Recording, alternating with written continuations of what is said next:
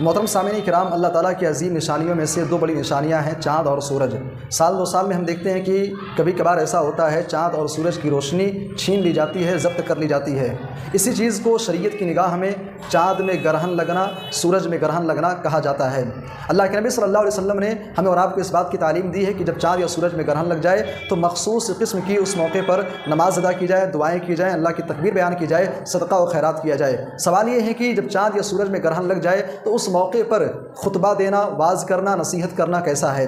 اس تعلق سے علماء کی دو جماعت ہے۔ اہل علم کی ایک جماعت اس بات کی طرف گئی ہے کہ اس موقع پر واز کرنا، نصیحت کرنا، درس دینا یہ مسنون ہے، مستحب ہے، سنت ہے۔ ان کی دلیل صحیح بخاری کی روایت ہے جس میں اماں عائشہ رضی اللہ عنہا کہتی ہیں کہ اللہ کے نبی صلی اللہ علیہ وسلم کے زمانے میں سورج میں گرہن لگتا ہے، آپ نے نماز پڑھائی، نماز پڑھانے کے بعد آپ کھڑے ہوتے ہیں، آپ نے اللہ کی حمد و ثنا بیان کرنے کے بعد آپ نے فرمایا ان الشمس والقمر آیتان من آیات اللہ، بے شک چاند اور سورج اللہ کی نشانیوں میں سے دو نشانیاں ہیں، لا ينخسفان لموت احد، کسی کی موت ولا لحیاتہ، اور کسی کی زندگی سے ان کا کوئی تعلق نہیں ہے۔ ایسا نہیں ہے کہ کسی کی موت یا کسی کی حیات سے چاند یا سورج کے اندر گرہن لگتا ہے۔ خطبہ دینے کو سنت کہنے والے علماء اسی حدیث سے استدلال کرتے ہیں کہ دیکھو اللہ کے نبی صلی اللہ علیہ وسلم نے سورج گرہن کی نماز پڑھائی اور آپ نے خطبہ دیا۔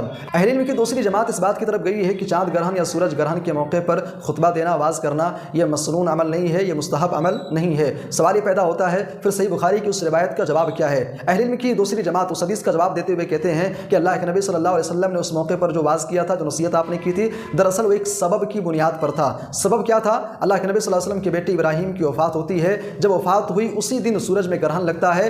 بعض صحابہ کرام نے کہا کہ آج سورج کے اندر جو گرہن لگا ہے یہ اللہ کے نبی کے بیٹے ابراہیم کی وفات کی وجہ سے ہوا ہے۔ چونکہ زمانے جاہلیت کے اندر لوگوں کا یہی عقیدہ تھا، جب چاند یا سورج میں گرہن لگتا تھا تو ان کا عقیدہ یہ تھا کہ کسی بڑے کی وفات یا کسی بڑے شخص کی پیدائش کی وجہ سے ایسا ہوتا ہے۔ اللہ کے نبی صلی اللہ علیہ وسلم کو خبر ملتی ہے، آپ نے سورج گرہن کی نماز پڑھانے کے بعد لوگوں کو نصیحت کیا کہ دیکھو اس کا تعلق کسی کی زندگی یا کسی کی موت سے نہیں ہے، لہٰذا اللہ کے نبی کا یہ درس، یہ واز ایک سبب کی بنیاد پر تھا۔ اور قاعدہ یہ ہے، اصول یہ ہے، سبب کہتے ہی اسی کو ہیں، ما یلزم من وجودہ الوجود، جس کے وجود سے وجود لازم آئے، ویلزم من عدمہ العدم، اور اس کے عدم سے عدم لازم آئے۔ یعنی اگر آج بھی یہ سبب پایا جائے گا یا اس طریقے سے کسی بھی مناسبت سے اگر اس طریقے سے بدعقیدگی یا اس طریقے سے باطل خیالات، تصورات پائے جائیں گے تو ان کی تردید کرتے ہوئے کھڑے ہو کر کے اس کی مذمت کرنا، اس کی تردید کرنا یہ جائز ہے، کیا جا سکتا ہے۔ لہٰذا چاند گرہن یا سورج گرہن کی نماز ادا کرنے کے بعد خطبہ دینا، آواز کرنا، نصیحت کرنا یہ مسنون اور مستحب عمل نہیں ہے۔ یہ دو اقوال تھے اہل علم کے جو آپ کے سامنے پیش کیے گئے۔ واللہ اعلم بالصواب۔